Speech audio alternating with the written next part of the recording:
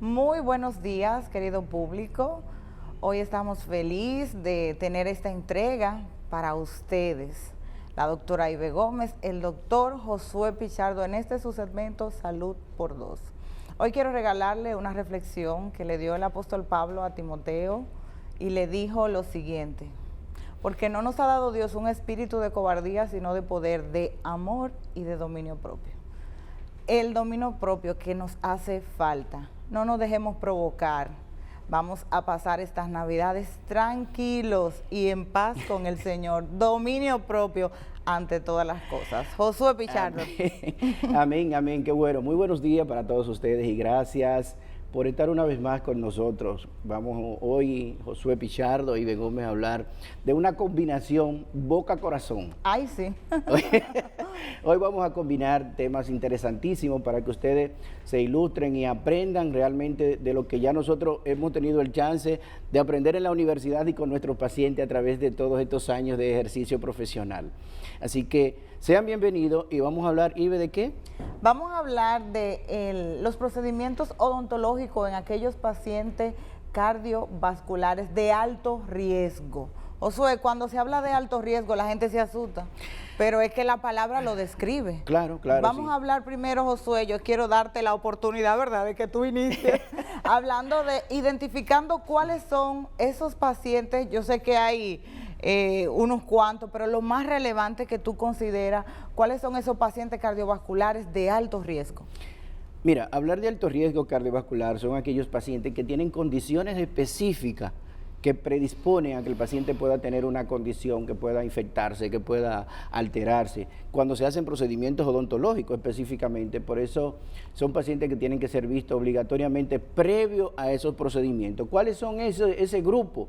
Bueno, aquellos pacientes que tienen dispositivos colocados en su corazón o que han sido diagnosticados con problemas valvular, por ejemplo, que tengan un problema en la válvula mitral, en la válvula aórtica, que le hayan hecho su médico un eco y que le haya dicho que sufrió fiebre reumática cuando era niño, o que le han hecho un recambio valvular. Igualmente aquellos que le hayan puesto un marcapaso o que le hayan puesto un desfibrilador, aquellos que igualmente tengan enfermedad coronaria demostrada y que le hayan puesto stent, o sea, que haya tenido un infarto y le hayan puesto stent, son pacientes considerados de alto riesgo porque para hacer procedimientos odontológicos, y no solo odontológicos, sino Claro. cualquier procedimiento donde vaya a haber invasión, donde vaya a haber penetración de una herida. O rompimiento de vaso.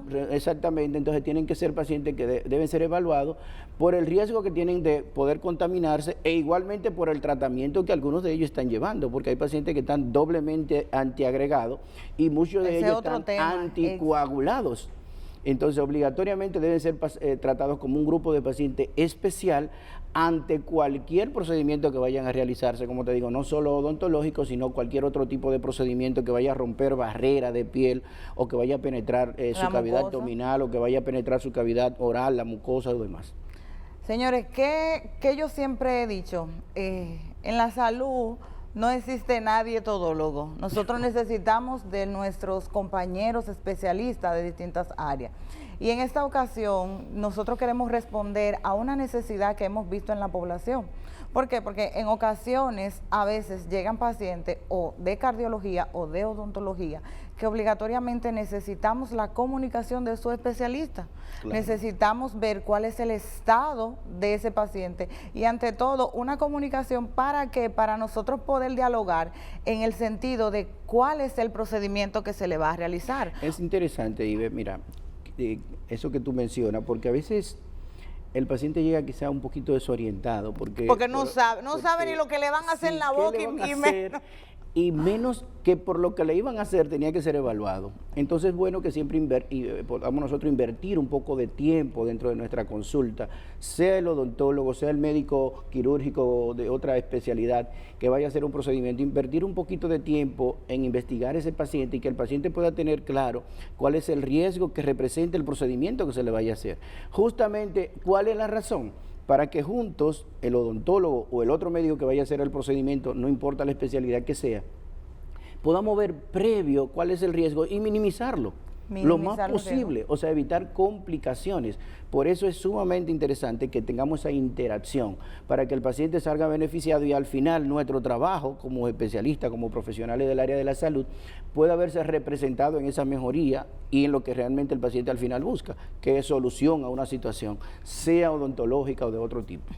En la cavidad bucal nosotros vamos a encontrar situaciones diversas por las cuales se puede dar un proceso infeccioso. Entiéndase un resto radicular, una muela que se partió, que se quedó la raíz debajo, también los procesos periodontales, que si el paciente, además de tener un riesgo cardiovascular, de esto que menciona Pichardo, también tiene otra enfermedad de base, como podría ser la diabetes, entonces el cuidado debe ser mayor. Entonces, dependiendo de lo que nosotros encontremos en la cavidad bucal, lo ideal, lo que uno quisiera es que no tuviera ningún tipo de afecciones que pudieran llegarle procesos infecciosos, pero estamos aquí para eso. Entonces, si el paciente, hay procedimientos que son menos invasivos, por ejemplo, por raro que se escuche, porque los pacientes, José, le tienen miedo a los tratamientos de canales, los tratamientos de canales son los menos invasivos, dependiendo, claro, el estado en el que llegue el paciente. Ya si hay una fístula, una presencia de una fístula, entonces ahí sí hay que ser muy medido y saber por dónde vamos a iniciar, escuchar el especialista, la carga de antibióticos que le vamos a dar, porque hoy lo que queremos llevarle a usted es esa información de la terapia profiláctica en este tipo de pacientes, para nosotros salvaguardar no solamente su salud y que el procedimiento odontológico también tenga éxito.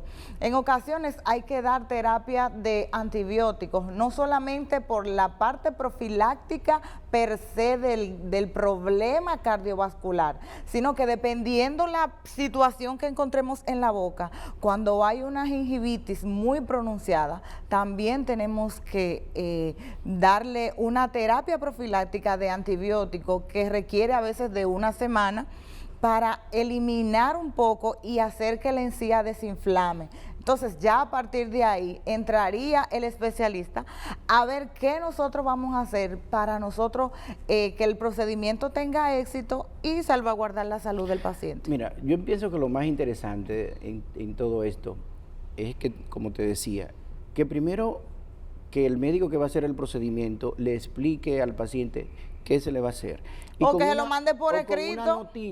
Una notita. Porque Josué, escúchame, yo tengo pacientes que tú le explicas, mira, los pacientes mayores, después que pasan de 60, que tú quieres explicarle y explicar. Yo digo, venga con el hijo, venga con... Es difícil. A veces no hay forma. Entonces mejor hacerlo escrito para el médico y estamos más tranquilos. Algunas palabras técnicas que uno tiene que usar a veces por obligación, que no es entendible, pero no. Es explicarle al paciente, pero además hay que darle una notita que se la lleve al médico que lo va a evaluar, para ver con exactitud qué tipo de procedimiento le van a hacer, porque dependiendo de ese procedimiento, entonces va a ir esa profilaxis en esos pacientes. O sea, voy a hacer tal cosa, donde voy a penetrar piel, donde voy a hacer eso te iba a esto, decir, donde que voy debe a lacerar la mucosa. describirse el procedimiento, porque a veces, porque que el cardiólogo tampoco sabe. Nosotros, entonces hay que describir el procedimiento. A veces nuestros pacientes piensan, es médico, eso se lo sabe todo.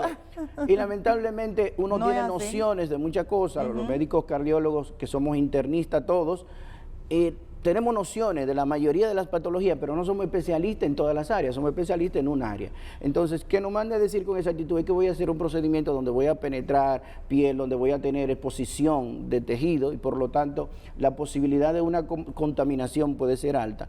Y en un paciente entonces, como lo que mencionábamos inicialmente, de alto riesgo, pues entonces sí tenemos que obligatoriamente mandarle una contranota o una contrarreferencia a ese médico que va a hacer el procedimiento explicando, mire, este es un paciente de alto riesgo cardiovascular que necesitamos por obligación cubrir un dispositivo que tiene a nivel valvular y por lo tanto necesito una carga de antibiótico de tal cantidad, específicamente de este antibiótico, que ya el médico, dependiendo del paciente, decidirá cuál y la cantidad, y dependiendo si el paciente no es alérgico a alguna molécula, que eso también hay que estar bien claro, porque algunos pacientes son alérgicos a las penicilinas, son alérgicos a algún tipo de medicación, que tiene que explicarse y estar claro, para poder mandarle a decir entonces al odontólogo, este paciente tiene un riesgo cardiovascular aumentado y un riesgo de endocarditis infecciosa, que es la palabra que quizás los médicos cardiólogos no queremos escuchar. Una endocarditis infecciosa es una complicación temida que es asiento de bacterias dentro del corazón, sobre una válvula que esté afectada, sobre un dispositivo, sea un marcapasos, un desfibrilador, un resincronizador.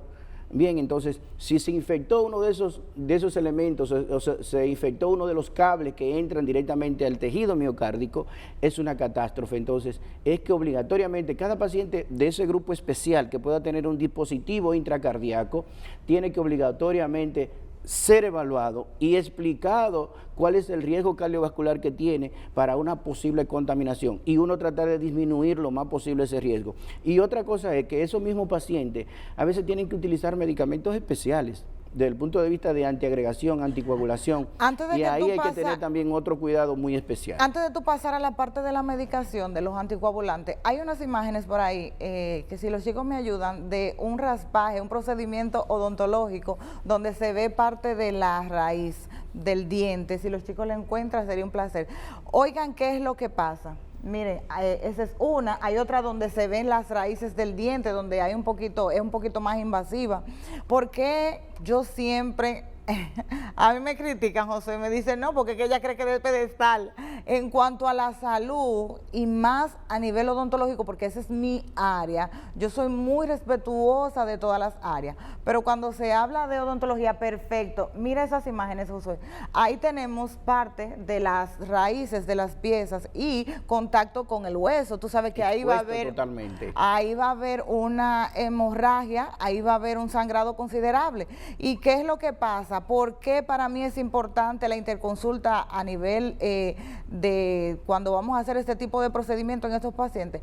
Porque la boca es un lugar muy irrigado, es un lugar muy vascularizado, o sea que ahí hay muchas arterias, hay muchas terminaciones, y que desde que tú haces un punchazo en este tipo de paciente, hay sangre, José. Entonces, en el tema de la medicación de la que tú hablabas, ¿cómo lo vamos a hacer con el tema de los antiagregantes plaquetarios, los anticoagulantes?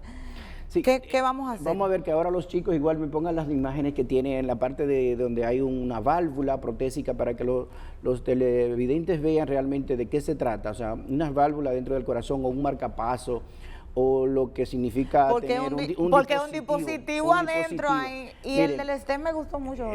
Bueno, eso es una enfermedad coronaria, sí, realmente, donde hay una obstrucción coronaria. Donde hay que poner un stent. Donde hay que poner un stent. Con los stent no hay tanto problema desde el punto de vista de profilaxia antibiótica. Con los stent lo que tenemos que tener cuidado es con la doble antiagregación, que es obligatoria en los pacientes que tienen stent por lo menos el primer año. Entonces ahí tendríamos que evaluar el tiempo del proceso que vamos a hacer a nivel odontológico para ver qué tan expuesto. Por ejemplo, si la cirugía es de 10 minutos, es un éxito, pero si tenemos una cirugía que nos va a tomar 40 minutos. Sin embargo, si tú me envías un paciente que tenga un stent recién puesto, que haya hecho un infarto y tenga un stent recién puesto, por ejemplo, ahí hay una imagen donde se ve claramente una enfermedad aterosclerótica muy significativa, con una arteria estrecha y un área de infarto incluso donde estaba esa estrechez.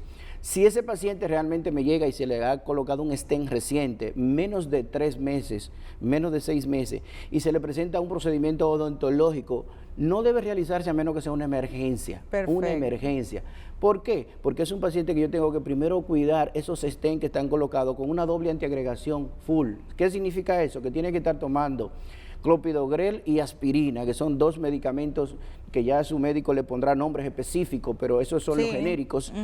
Pero que no se puede suspender, por lo menos los primeros 6 meses, dependiendo del tipo de stent. Entonces, si es un procedimiento, sea quirúrgico de otro tipo u odontológico, yo tengo que tratar de retrasarlo, y que si ustedes los odontólogos en ese momento tienen alternativa, claro, optar por las alternativas. Hay que buscar una alternativa de una cura, de algo que no sea tan lesivo, que no exponga tanto tejido y que además no lo haga sangrar, porque no puedo suspenderle los 2 antiagregantes plaquetarios. Y en el tema de las curas que tú mencionas, Josué, déjeme decirle que hay un tema con las curas, y es que donde hay una lesión ya de la cámara pulpar, donde hay una exposición del nervio, las curas, si es un paciente de alto riesgo cardiovascular, no es una opción. ¿Por qué?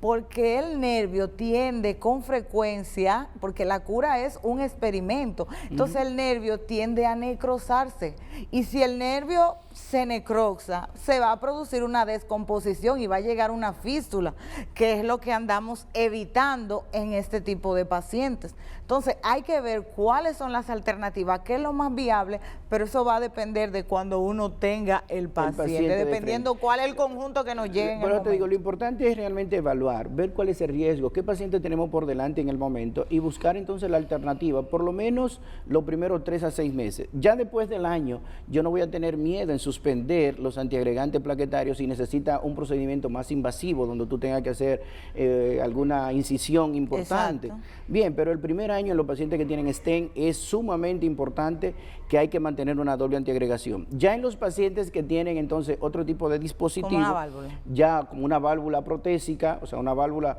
aquellos pacientes que tienen realmente una condición de que se le dañó una válvula del corazón porque hizo una fiebre reumática, a veces en jóvenes, o en personas mayores que tienen una enfermedad valvular degenerativa, o sea, que la válvula se fue dañando, se le fue pegando calcio encima y la válvula se estenosó, y por eso hubo que hacerle, se estenosó significa que se estrechó demasiado, y hubo que ponerle una válvula. Si la válvula es biológica, no hay mucho problema. Si es biológica, no hay mucho problema. Ahora, si la válvula es mecánica, tengo mucho más dificultad porque tengo 2 problemas en uno. Tengo que hacer profilaxis antibiótica obligatoriamente porque tengo un dispositivo mecánico dentro del corazón y metálico además, pero además tengo el problema de que es un paciente que está anticoagulado. O sea, tengo que dar profilaxis antibiótica, pero además tengo entonces que ver cómo yo controlo la anticoagulación de este paciente, que no puedo dejarlo desprotegido, porque si lo dejo desprotegido me puede hacer un evento tromboembólico, un stroke. Y no puedo tampoco dejarlo que la anticoagulación esté muy alta, porque si le hace una incisión va a sangrar mucho. Entonces ahí tenemos que el odontólogo y el cardiólogo o el médico que vaya a hacer otro procedimiento ponernos bien de acuerdo y buscar la salida. Siempre existe una salida, porque en ese momento lo que uno hace es que deja que la prueba de coagulación, que se llama INR, baje a menos de 2, y uno hace un interín ahí o hace lo que se llama un puente y le pone una heparina de bajo peso molecular, que es otro anticoagulante que se puede utilizar porque su vida media, o sea, el tiempo de acción es muchísimo más corto. Y en ese interín entonces uno hace el procedimiento. O sea, hay forma de hacerlo, lo que no se puede ir directamente a hacerlo. ¿Por qué? Porque entonces podemos llevar a una complicación que no queremos, ni que el paciente realmente se complique con un sangrado, ni que tampoco haga un proceso infeccioso sobre una válvula protésica. O sea, que ahí tenemos que estar claros y trabajar en conjuntos para que nos pongamos bien de acuerdo y que al final los 3 salgamos bien. El que va a hacer el procedimiento, el cardiólogo que va a autorizar, y el paciente que al final también es el que busca una solución a su problema. Y siempre debe haber una actitud responsable por parte de los pacientes y también de los profesionales, porque es muy triste, Josué, que no podamos hacer un procedimiento o no le podamos dar seguimiento a un paciente porque simplemente no se pueden comunicar los especialistas. Yo creo que debemos ir avanzando en nuestro país, señores, para ver cómo nosotros hacemos las interconsultas un poquito más viables, porque vuelvo y le digo, lo más importante es darle la solución al paciente. Mira, y en cuanto a la odontología, disculpa, José, en cuanto a la odontología, saber que referir a un paciente, yo tengo amigos odontólogos que me refieren pacientes diabéticos, mujeres embarazadas, pacientes que están muy comprometidos y ellos dicen, no, yo te voy a mandar donde Ibe, ve donde Ibe, que ella es que se pone a bregar con ese tipo de pacientes. Y yo, en serio, pero espérense. Pero es por la experiencia de manejar ese tipo de complicaciones. De la embarazada es otro mundo, ese no lo tocamos. Ese es otro mundo, ese viene para otro programa.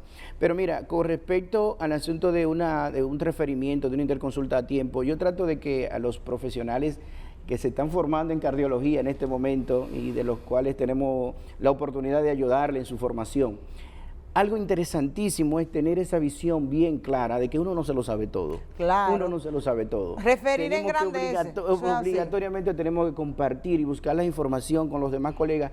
Y muchísimas veces dentro de la misma especialidad igualmente tenemos que interconsultarnos entre nosotros mismos para buscar la mejor información y tener la verdad colectiva, no la verdad absoluta que casi nunca la tenemos. Señores, se nos acabó el tiempo en el día de hoy. Espero que haya sido chulito para ustedes. Aprendan ahí que aunque usted no tenga una válvula, usted tiene familia. Así que gracias por escucharnos, gracias por abrirnos la puerta de sus hogares. Recuerden que este programa lo pueden encontrar a través de nuestro canal de YouTube, Glucodón. Gracias por empezar a suscribirse, los suscriptores están apareciendo, Josué. Sí. Así que ya ustedes saben, un abrazo y feliz día. Hasta el próximo jueves, Dios mediante. Bye.